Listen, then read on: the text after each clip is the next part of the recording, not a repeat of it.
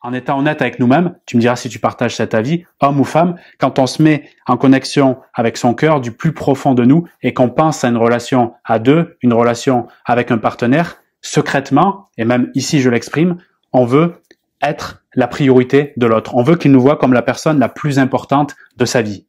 Si tu valides cette idée, qui à mon avis est tout simplement un besoin naturel, inhérent à la vie humaine sur cette planète, l'idée derrière, c'est quand je rencontre cette personne, comment je fais en sorte de devenir cette exclusivité, cette personne la plus importante dans sa vie, et surtout, comment j'évite de l'autre côté, s'il y avait un curseur comme ça, exclusivité de ce côté, comment j'évite d'être son option, ou tout simplement, comment j'évite plus largement, une question que je reçois souvent des femmes que je peux accompagner, comment j'évite d'être une option pour les hommes de manière globale. Et c'est cette réponse que je veux t'apporter dans cette vidéo avec une autre vision pour aborder ce sujet avec, j'espère, un peu plus de profondeur. Non pas commencer par la partie quoi faire, comment réagir, qui est la partie comportementale, qui est pour moi une réponse partielle à cette question, comment ne plus être une option. Je veux commencer par la partie de la perception, des croyances, le monde plus abstrait, ma psychologie. Qu'est-ce qui se passe dedans moi qui amène le résultat que je ne désire pas, c'est-à-dire être une option avec cet homme et plus largement avec les hommes. Ici, je veux t'amener ce point-là qui est, je vais créer en permanence ce qu'il y a à l'intérieur de moi. Si je pense que je suis timide, je vais me retrouver dans des situations sociales où, par cette croyance, je vais amener des comportements qui, la plupart du temps, je ne m'en rends pas compte, malgré moi, qui vont donner l'information à l'autre de ne pas me traiter avec une grande considération, voire m'invisibiliser. Par exemple, je vais me mettre en retrait face à un groupe de personnes qu'on me présentera. Si je vais dans une conférence, je vais pas prendre la parole, je vais m'isoler dans un certain espace pour ne pas qu'on me voie. Et je vais revenir sur moi en constatant ces faits qui sont réels, les personnes qui me parlent pas, en disant c'est parce que je suis timide. On connaît bien cette fonction du cerveau qui est connue sous le nom de biais de confirmation, qui nous amène à chercher des signes pour prouver ou donner raison à la croyance que nous avons initiale sur une situation. Donc si, et c'est là pour moi la première erreur dans l'idée d'être une option ou pas, si je pense et si je considère que je suis déjà une option, je dis je suis, c'est-à-dire que je m'identifie, donc que je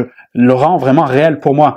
Quand je considère que je suis une option, en fait, je crée les conditions pour l'être à nouveau. C'est-à-dire que je vais faire des comportements qui vont donner raison à cette croyance.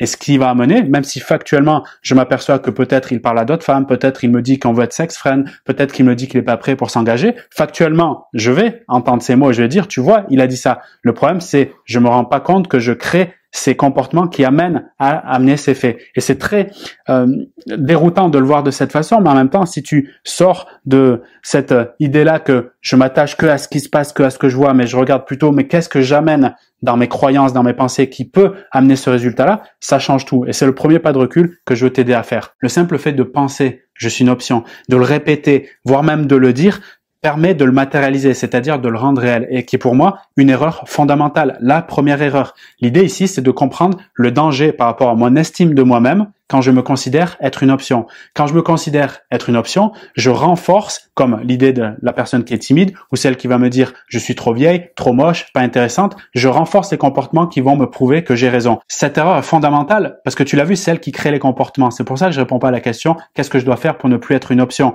C'est « qu'est-ce que je dois penser de moi-même pour ne plus l'être ?» J'ai par expérience rencontré des femmes qui, et d'autres que j'ai accompagnées, et c'est d'ailleurs tout l'objet de mon accompagnement, de faire passer d'une femme qui est un peu confuse, perdue, subit ses relations, à l'aider à devenir, ce qu'elle a oublié parfois, une femme de valeur. C'est-à-dire une femme qui a des valeurs et qui nourrit ses valeurs, qui agit pour cela. Cette femme-là, par expérience, j'ai constaté quelque chose qui est simple à voir, mais qui est génial à expérimenter, c'est que en aucun cas, elle se prend pour une option. Elle ne se considère comme une personne qui est importante, qui fait des actions qui comptent. Elle est missionnée quelque part. Et en faisant ça, elle attire des personnes, plus précisément des hommes, qui voient cette valeur. Et en la voyant, en aucun cas, ils la considéreront comme une option. Donc le simple fait de me considérer comme une femme de valeur, et d'y croire profondément, c'est un chemin, encore une fois, qu'on peut faire ensemble ou tu peux le faire seul également, c'est un chemin qui m'amène à percevoir les choses autrement et donc à matérialiser par mes actions, la plupart du temps inconscientes, mais mes actions tout de même, des résultats nouveaux. C'est-à-dire un homme qui me traite autrement, déjà avec plus de respect, et pourquoi pas s'il y a une compatibilité, voire même une lueur que j'apporte chez lui par plusieurs aspects, non pas seulement de mon comportement, mais aussi de qui je suis physiquement, ce que j'ai comme énergie. Il y a beaucoup de paramètres qui vont créer la compatibilité, va l'amener, lui, à me choisir. Mais moi, uniquement, pas à me faire passer sur le côté. Et je rajoute, pour appuyer sur ce point de la perception que j'ai de moi-même et ce que je vais créer, plus j'ai le sentiment que je suis une option ou que j'attire des hommes qui me traitent comme une option, plus une chose qui est extrêmement importante pour moi, notamment une valeur, une aspiration, je vais la traiter comme une option à mon tour. C'est-à-dire que je vais la mettre en basse priorité. C'est une erreur qui est due tout simplement à une ignorance ou une inconscience de ce qui compte pour moi. D'accord? Et quand je fais cette erreur-là, qu'est-ce que je fais? Je déséquilibre complètement mon système. Ce déséquilibre, lui, va pénaliser mon estime personnelle, c'est-à-dire la valeur que je me concède, d'accord? Je vais perdre des points sur ma capacité à penser que je suis une femme de valeur. Et cette perte d'estime progressive, si je continue à me considérer de la sorte, va m'amener à faire des comportements qui vont être dysfonctionnels pour être considéré de sa part comme potentiellement l'exclusivité, si c'est cet homme que j'ai choisi. Je vais par exemple déséquilibrer un domaine important pour moi qui peut être ma famille, mes amis, en les voyant moins au profit de faire des choses dans la direction de cet homme et de cette relation que je veux. Ça peut être aussi diminuer au profit, encore une fois, de la relation, les moments de qualité que je passe avec mes propres enfants. Également dénigrer ce qui me nourrit profondément, ce qui m'a toujours nourri, qui peut être une activité, qu'elle soit d'ailleurs personnelle, plaisir, mais aussi professionnelle, une reconversion, au profit, encore une fois, de mettre de l'énergie dans cette relation et donc lui donner l'information que je suis qu'une option parce que je mets en option ce qui compte pour moi. Réfléchissez un instant. Ce qui compte pour moi, basse priorité, c'est une option.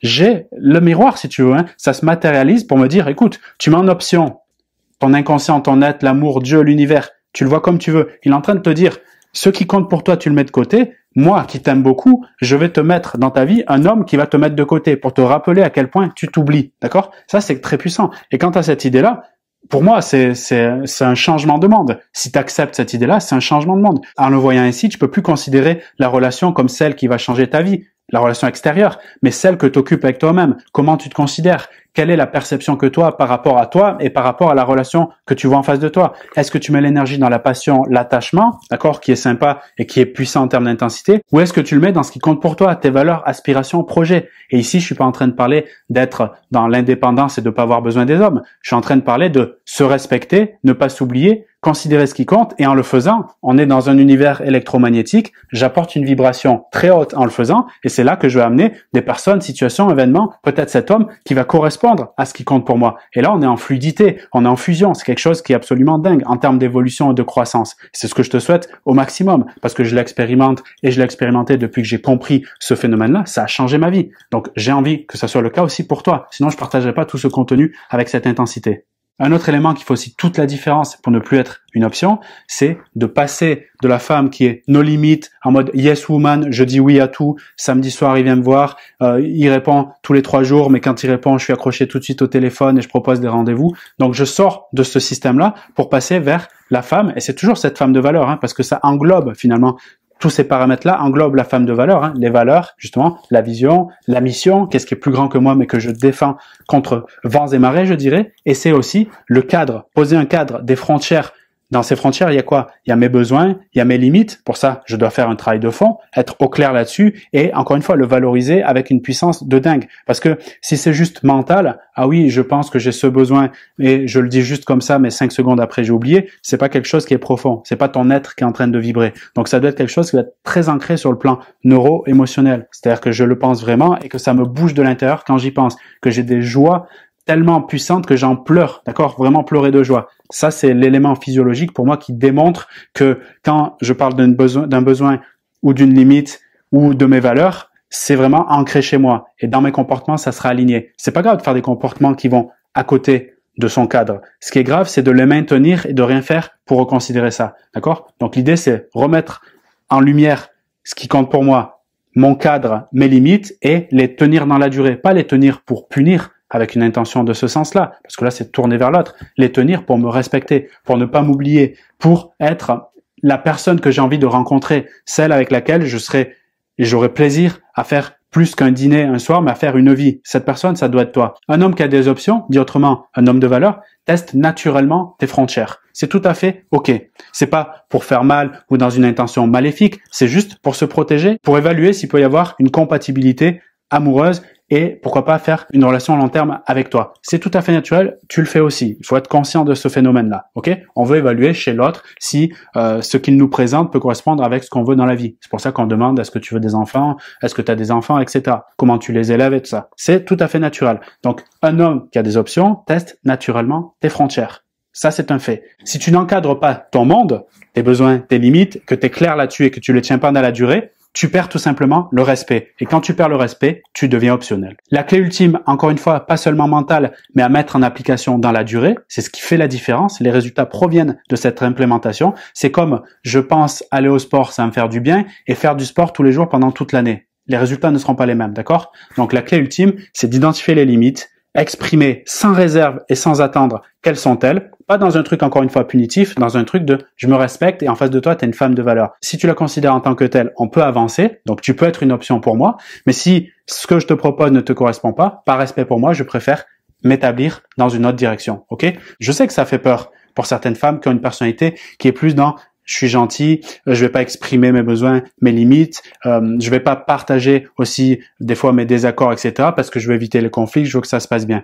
Tu l'as essayé, si tu l'as essayé longtemps, tu connais les résultats. C'est pour ça que se connaître ses limites, ses besoins et les exprimer encore une fois sans réserve et sans attendre, c'est absolument crucial pour la suite de la relation. Je suis pas dans l'idée d'être le curseur opposé, j'ai été gentil, je deviens méchante. Non, je suis plutôt au milieu, le respect de soi, tout simplement, dans le respect de l'autre. C'est-à-dire l'assertivité. Et s'il te veut vraiment, je termine là-dessus, crois-moi, il restera et il te le fera savoir. Point.